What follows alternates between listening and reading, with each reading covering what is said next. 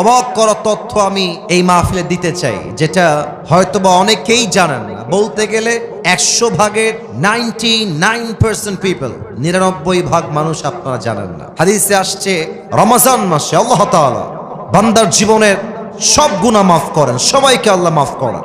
তবে তাকে আল্লাহ তাআলা মাফ করেন না যেই বান্দা রোজা রেখেও আব্বা আম্মার সঙ্গে খারাপ ব্যবহার করে, তার কোনো ক্ষমা নাই। যে রোজাও রাখে মায়ের সঙ্গে বদমেজাজ নিয়ে কথা বলে, যে রোজা রাখে বাবার সঙ্গে বদমেজাজ নিয়ে কথা বলে, আল্লাহর হাবিব বলেছেন আল্লাহ তার রোজাও কবুল করবেন না, রোজার মাস তাকে মাফও করবেন না। দেখেন কোরআন কি বলছে। আল্লাহ তাআলা বলেন وَقَضَى رَبُّكَ أَلَّا تَعْبُدُوا إِلَّا إِيَّاهُ وَبِالْوَالِدَيْنِ إِحْسَانًا إِمَّا يَبْلُغَنَّ عِندَكَ الْكِبَرَ أَحَدُهُمَا أَوْ كِلَاهُمَا فَلَا تَقُل لَّهُمَا أُفٍّ وَلَا تَنْهَرْهُمَا وَقُل لَّهُمَا قَوْلًا كَرِيمًا الله أكبر. Your Lord has decreed in this ayah, O you who believed, you will worship no one except Him. Allah Ta'ala বলছেন তোমার সেজদা কোনো মাজারের সামনে নয়, কোনো বাবার সামনে নয়, কোনো পীরের সামনে নয়, তোমার সেজদা হবে এক সত্তার জন্য। বলেন সবাই তিনি কে? First message in this আয়াহ।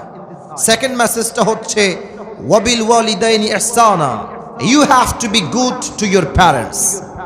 If on or both of them reached old age with you, do not repel them. আল্লাহ বলছে বান্দা আব্বা আম্মার সঙ্গে সদ্ব্যবহার করো।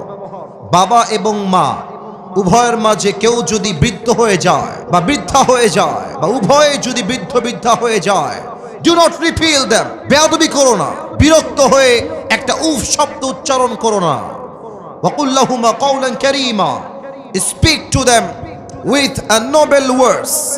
বিনয়ের ডানা বিছিয়ে নরম ভাষায় কথা বলো, বিনয়ের সাথে কথা বলো। Be humble to your parents. ভালো করে কথা বলো। তোমার রোজা এবং তোমার ইবাদত কবুল করবে একজন। আওয়াজ দিয়ে বলেন সবাই তিনি কে? না, এটা দিনাজপুরের সাউন্ড হয় নাই। আরে দিনাজপুরের সন্তান তো আওয়াজ দেয় কাপুরুষের মতো নয়, বীর পুরুষের মতো এর আওয়াজ দিয়ে কথা বলে। বলেন সবাই তিনি কে? অতএব অনেক যুবক আজকের মাহফিলে এসেছো, অনেক যুবক বাপ মাকে মাইনাস করে ফেলো জাস্ট একটা গার্লফ্রেন্ডের পাল্লায় পড়ে। গার্লফ্রেন্ড যাবে আসবে, মাথায় রাখবা গার্লফ্রেন্ড তোমার আপন নয়। তোমার বউ তোমার খুব বেশি একটা আপন মাঝে মাঝে নয়, বরং তোমার সবচেয়ে কাছের আপন মানুষও তোমার মা এবং তোমার বাবা। ঠিক কিনা বলো? বিপদে পড়লে বোঝা যায়, বিপদে পড়লে বোঝা যায় বাপ মায়ের মতো আপন দুনিয়াতে আর সেকেন্ড কেউ হতে পারে না। ঠিক কিনা বলে? অতএব আমি মনে করি আমার যেই মা আমাকে 10 মাস 10 দিন গর্ভে ধারণ করেছেন, আমাকে পালন করেছেন, এমন মায়ের সঙ্গে যেই সন্তান খারাপ ব্যবহার করবে, সেই সন্তান কখনো সুসন্তান হতে পারে না, সে কুলাঙ্গার সন্তান হতে পারে। ঠিক কিনা বলে? যে মায়া মায় গর্ভে ধরে মায়ার জালে বন্দি রেখে করেছে পালন, হে প্রভু তুমিও তারে তোমার আরশ ছায়া নিরে করিও লালন, মাকে করিও লালন। পড়েন সবাই আমিন। তাহলে 1 number, don't misbehave with your parents. যারা যারা আব্বা আম্মার সঙ্গে খারাপ ব্যবহার করেছো, এদিকে তাকাও সবাই, এদিকে তাকাও, দাঁড়িয়ে থাকার এদিকে তাকাও। আজকে আব্বা আম্মার কাছে গিয়ে সবাই মাফ চেয়ে নেবেন, আমিও মাফ চেয়ে নেব যে মা অনেক অন্যায় হয়ে গেছে, ভুল বুঝে তোমাকে অন্যায় করে ফেলেছি, বাজে কথা বলে ফেলেছি, সামনে রমজান আসছে, মা ও আব্বা তুমি আমারে মাফ করে দাও। বলেন সবাই আমিন। 1 নাম্বার, আব্বা আম্মার সঙ্গে খারাপ ব্যবহার করা যাবে না। 2 নাম্বার, যে ব্যক্তির রোজা আল্লাহ তাআলা কবুল করেন না এবং তাকে আল্লাহ তাআলা মাফ করেন না, সে হচ্ছে মুদমিনু খামরিন, যে নেশাখোর, যে মদ খায়। আমি যদি স্টেজ থেকে এখন নেমে যাই, কয়েকজনের পকেটে আমি হাত দেই, অনেকের পকেট থেকে এখন একটা বিড়ির প্যাকেট বের হবে, এখনই বের হবে। আবার মাহফিল শেষ করে যাওয়ার সময় এই পাত দিয়ে যাবে, বিড়ি টানতে টানতে বাসায় যাবে। হাদিস শোনেন, ডানে আওয়াজ না, একদম চুপচাপ, ওই কন্ট্রোল করো। ভলান্টিয়ার্স গো ব্যাক, ওদিকে যাও, পিচ্ছি দিকে কন্ট্রোল করবা। এদিকে সবাই লুক এট মাই ফেস, এদিকে ভাই, ওদিকে কিছু নাই, এদিকে। হাদিস শোনেন, ইদা শারিবাল খাম ফাজলিদুহু, আল্লাহর হাবিব বলেছেন যদি কেউ মদ পান করে ফ্লগ হিম, তাকে ব্যাট দিয়ে আঘাত করো। If he becomes intoxicated again, fajliduhu, flog him again. আল্লাহর হাবিব বলেছেন যদি আবার সে মদ পান করে আবার ব্যত্রাঘাত করো, যদি আবার করে আবার ব্যত্রাঘাত করো, যদি সে 4 বার এসে আবার মদ পান করে ফadribu উনকাহু, behead him. আল্লাহর হাবিব বলেছেন যে 4 বার মদ পান করবে তাকে এক কোপ দিয়ে তার কল্লা আলাদা করে দাও। আল্লাহু আকবার। কি কড়া বিধান শাস্তির। অতএব রমজান মাসে আমরা তওবা করছি, বিড়ি, সিগারেট, মদ এবং নেশাগ্রস্ত কোনো জিনিস আমরা মুখে নিব না। রাজি আছেন তো সবাই ইনশাআল্লাহ? একটু হাত তুলে বলেন সবাই ইনশাআল্লাহ। 3 নাম্বার রোগটা বলবো, এটা বড্ড মারাত্মক রোগ। এই রোগের জন্য আমাদের দেশটা ধ্বংস হচ্ছে। এই রোগটা হলো হিংসার রোগ। ভাই তার ভাইকে সহ্য করতে পারে না। আমি ভাইয়ের কথা কি বলবো, বাংলাদেশে এক হুজুর আর এক হুজুরকে সহ্য করতে পারে না, ঠিক কিনা বলে? সারাদিন গীবত, বদনাম, সোশ্যাল মিডিয়ায় ঢুকলেই এক হুজুর আর এক হুজুরকে দেখতে পারে না। আসুন আমরা জেনে নেই হাদিস কি বলছে। আল্লাহর হাবিব বলেছেন আল হাসাদ তাকুলুল হাসানাত কামা তাকুলুন নার আল হাতব।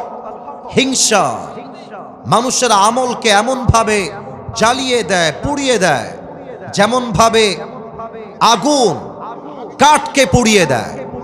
এবং আল্লাহর হাবিব বলেছেন রমজান মাসে আল্লাহ তাআলা সবাইকে মাফ করে দিবেন, 2 জনকে মাফ করবেন না। তার মাঝে একজন হচ্ছে মুসাহেন, যে তার হৃদয়ে তার ভাইয়ের জন্য বিদ্বেষ পোষণ করে। অতএব সবাই আমরা নিয়ত করছি আমাদের হৃদয় থেকে সমস্ত হিংসা আমরা রমজানের পূর্বেই মুছে ফেলবো। বলেন সবাই ইনশাআল্লাহ। আর আপনারা গ্রামের মানুষ, আমি আসিফ হুজুর গ্রামের সন্তান। আমরা গ্রামের সন্তান বলেই আমাদেরকে মাইনাস করে দেওয়া যাবে না। পুরো পৃথিবীতে যারাই ইতিহাস করেছে, যারা ইতিহাসের রচনা করেছে, তা 90% বেশি মানুষ গ্রাম থেকে উঠে গিয়ে ইতিহাস তৈরি করেছে। গ্রামে একটা সমস্যা আছে, একটু কিছু কথা হয়ে গেলে, একটু রাগারাগি হয়ে গেলে আর কথা বলে না, তাকায় না, সালাম কালাম দেয় না, আত্মীয়তার সম্পর্ক বিচ্ছিন্ন করে ফেলে। আল্লাহর হাবিব বলেছেন যে আত্মীয়তার সম্পর্ক বিচ্ছিন্ন করে তার কোনো ইবাদত আল্লাহর কাছে কবুল হবে না। এর চাইতে মারাত্মক হাদিস শোনা, এর চাইতে মারাত্মক হাদিস, লা ইয়াদখুলুল জান্নাতা কাতিউন, he who break the kinship relationship will not enter in the paradise. জাতীয়তার সম্পর্ক বিচ্ছিন্ন করে কোনো কারণ ছাড়া, তার জন্য আল্লাহর জান্নাত হারাম হয়ে যায়। নাউজুবিল্লাহ বলবেন না আপনারা সবাই? এজন্য যদি ভাই ভাইয়ের সঙ্গে ঝগড়া হয়ে যায়, বোন বোনের সঙ্গে ঝগড়া হয়ে যায়, যেখানে যার যেভাবে ঝগড়া হয়েছে, আজকে আমরা রোজার পূর্বেই সবকিছু মিটমাট করে নিব। বলেন সবাই আওয়াজ করে ইনশাআল্লাহ। 5 নাম্বারটা একটু দেখবেন আমার দিকে। এইটা আমার মুখে কি, এই যে আমার উপস্থাপক ভাই বলেছে, বাদবাকি আওয়াজ আমার কানে আহামরি আসে নাই। আর একবার আমার মুখে এইটা লম্বা লম্বা কি ভাই? মাশাআল্লাহ। আচ্ছা মিথ্যা বলবেন না, আমি জানি দিনাজপুরের মানুষ কথায় এক কাজেও এক। ভালোবাসলে আই লাভ ইউ, না বাসলে আই হেট ইউ, ঠিক কিনা বলেন? আচ্ছা মুরব্বী, আব্বাজান, যুবক ভাই, আমাকে দাড়িতে আনস্মার্ট লাগতেছে না স্মার্ট লাগতেছে? তো জোরে বলেন না, আর স্মার্ট না স্মার্ট? স্মার্ট লাগতেছে। মনে রাখবেন দাড়ি কাটাই হচ্ছে এমন একটা গুনাহ, এখানে ওলামা একরাম আছেন বানিয়ে বলার নো চান্স, নো অপরচুনিটি, যে দাড়ি কাটে প্রত্যেক সেকেন্ডে সেকেন্ডে তার আমলনামায় 60টা করে কবিরা গুনাহ লেখা হয়। এবার আসেন হাদিসটাকে মিলাই দেই। আপনি রোজা রাখলেন, ইটস এ ফাস্টিং, এটা রোজা, এটা সওয়াবের কাজ, সওয়াব করছেন একদিকে, আবার দাড়িটা কামায় ফেলেছেন, প্রত্যেক সেকেন্ডে সেকেন্ডে 60টা করে কবিরা গুনাহ, এদিকে রোজার সওয়াব। দুইটা যখন হবে প্লাস মাইনাস হবে, একদিকে যোগ হবে আর একদিকে ফাঁকা হবে। আপনার মাসের বেতন হচ্ছে 30,000 টাকা আর খরচ হচ্ছে 40,000 টাকা, মাস শেষে ব্যালেন্স অ্যাড হবে 30,000, খরচ হয়ে যাবে 40,000। দেখবেন প্লাস মাইনাস করলে ফলাফল হবে 0। আপনি রোজাও রাখবেন আবার দাড়িও ক্লিন শেভ করবেন, আপনার ওই রোজার 2 পয়সা দাম আল্লাহর কাছে নাই, ঠিক কিনা বলেন? অনেক যুবক বলবে, হুজুর দাড়ি কাটলে আমাকে মেয়েরা হয়তো বা বিয়ে করবে না। না করো, এটাই কথা ঠিক। বেটি তুমি আমারে বিয়ে করবে না, কোনো টাইম নাই তোমার। তোমার মতো মেয়ের জন্য আমার মতো দাড়িওয়ালা বীর পুরুষ নয়, তোমার মতো মেয়ের জন্য বিটিএস এর হিজড়াই সবচেয়ে বেশি পারফেক্ট হবে। বলেন তো, আমার নবীর মুখে লম্বা লম্বা চাপ দাড়ি ছিল কি ছিল না? আমার নবীর মতো সুন্দর অসাধারণ এই তল্লাটে সেকেন্ড কেউ আর কেউ কি হতে পারে? চাঁদের চেয়ে সুন্দর তুমি, নবী আমার কমলি হিওয়ালা, দো জাহানের বাদশা তুমি, প্যারা নবী সাল্লে আলা, দো জাহানের বাদশা তুমি, প্যারা নবী সাল্লে আলা, চাঁদের চেয়ে সুন্দর তুমি, নবী আমার কমলি হিওয়ালা। সুবহানাল্লাহ পড়ো সবাই।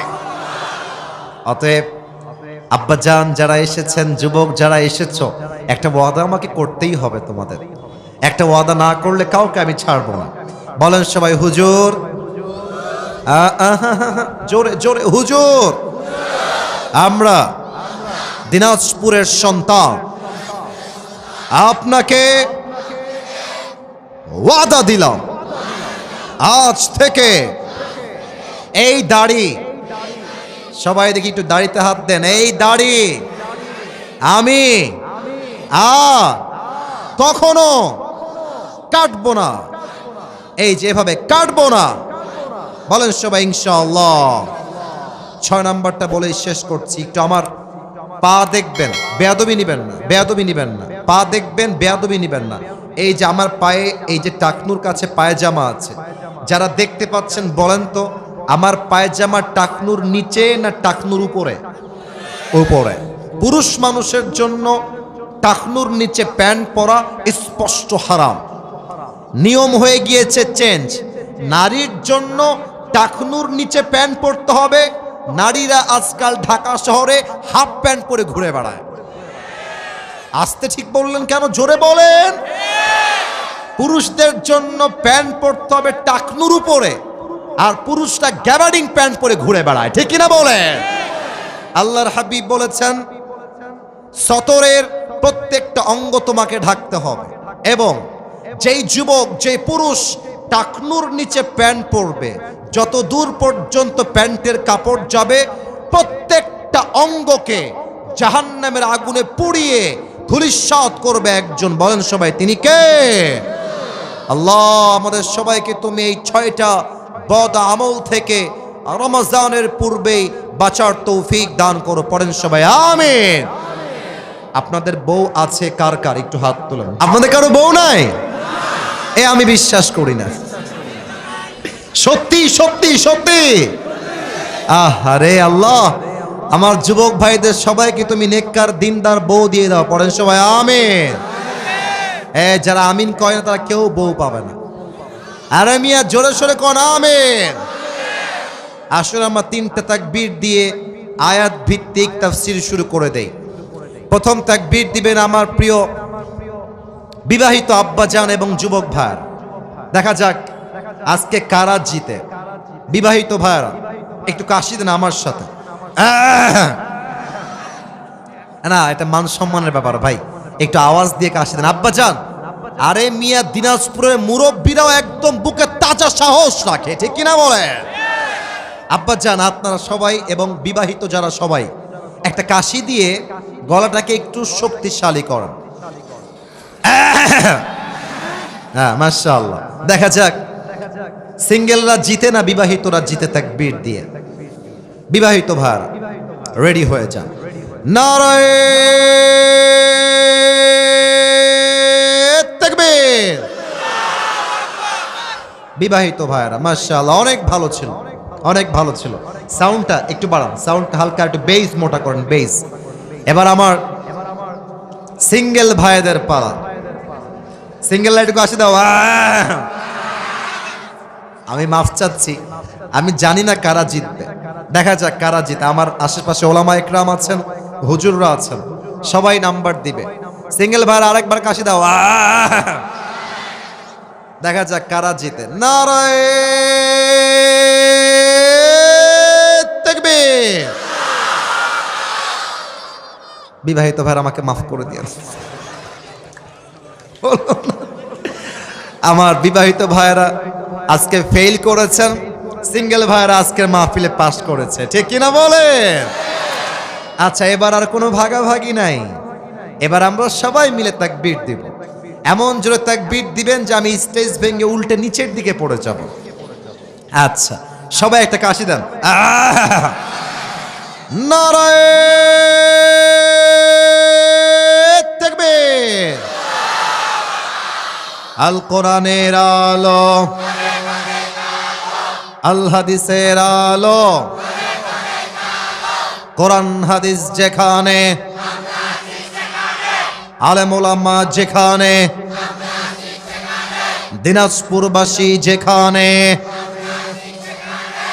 ওয়াল্লাহি আপনাদের স্লোগানের সাউন্ড প্রমাণ করেছে আমার সামনে একটাও বিড়ালের বাচ্চা নয়, সব সিংহের বাচ্চাগুলো আমার সামনে বসে আছে, দাঁড়িয়ে আছে, ঠিক কিনা? আল্লাহ স্লোগানকে কবুল করুক, পড়েন সবাই আমিন। আমি কোরআন থেকে একটি আয়াত তেলাওয়াত করেছি, সেই আয়াত নিয়ে আমি মাগরিবের আজান পর্যন্ত as much as I can আমার জায়গা থেকে আমি সর্বোচ্চ চেষ্টা করব কিছু তাফসীর পেশ করার জন্য। আমি যে আয়াত তেলাওয়াত করেছি, আয়াতটি আমি আবার রিপিট করার চেষ্টা করছি। আউযু বিল্লাহি মিনাশ শাইতানির রাজীম। বিসমিল্লাহির রহমানির রহিম।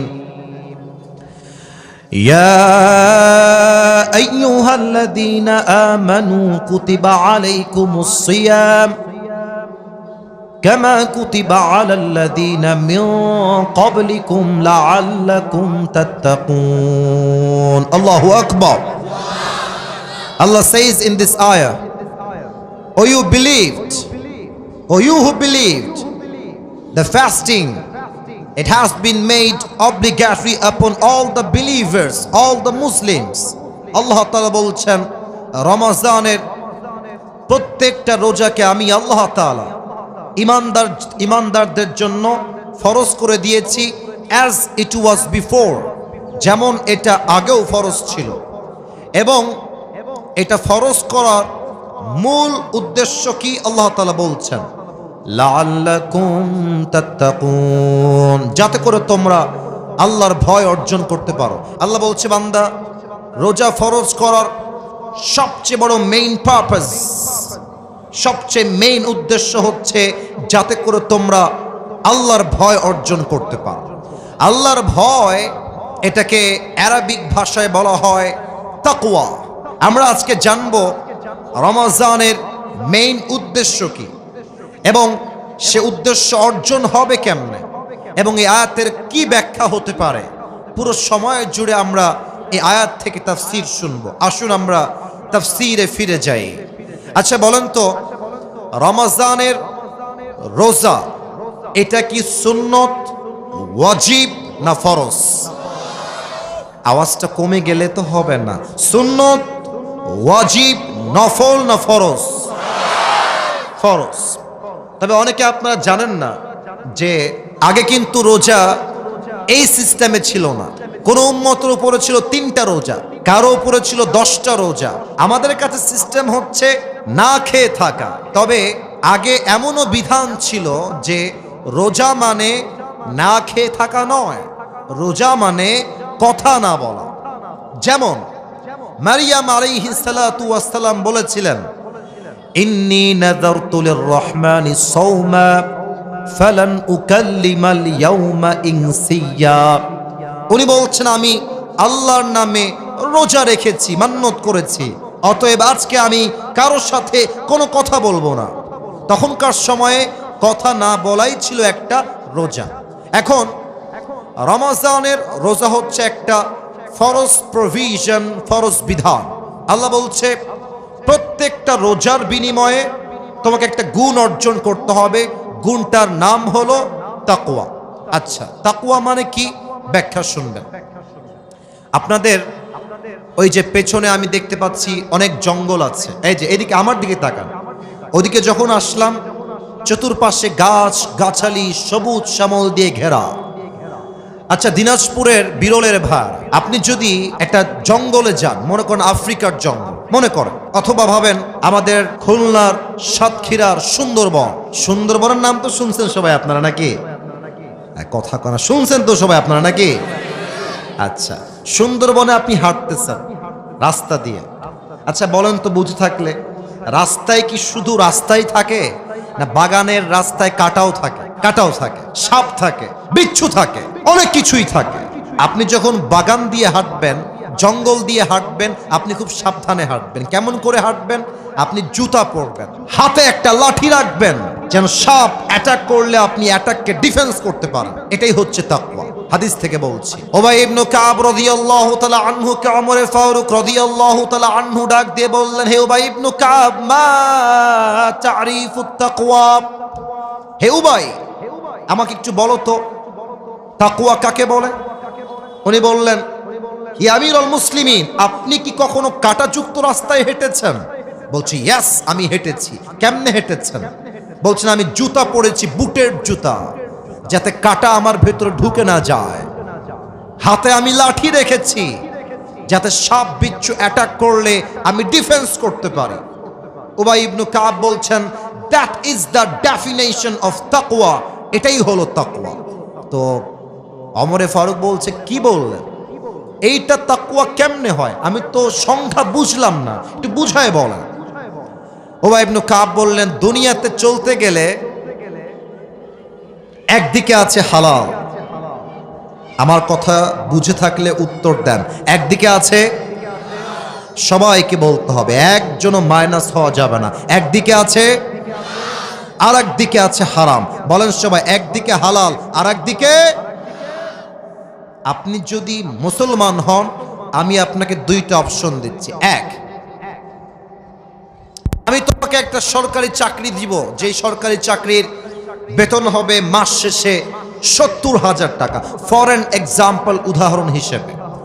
আর তোমাকে এই চাকরি করার জন্য প্রথমেই 10 লাখ টাকা ঘুষ হিসেবে দেওয়া লাগবে। আর সেকেন্ড অপশন হলো কোনো চাকরি নয়, তোমাকে দিনাজপুর শহরে একটা ভ্যানের মধ্যে করে মুড়ি বিক্রি করতে হবে, যেখানে কোনো ঘুষ নাই, পুরোটাই হালাল। আপনি যদি মুসলমান ঘরের সন্তান হয়ে থাকেন, আপনি বলবেন, যেই চাকরি করতে আমাকে ঘুষ দেওয়া লাগে, ওই চাকরির মুখে আমি লাথি মারি।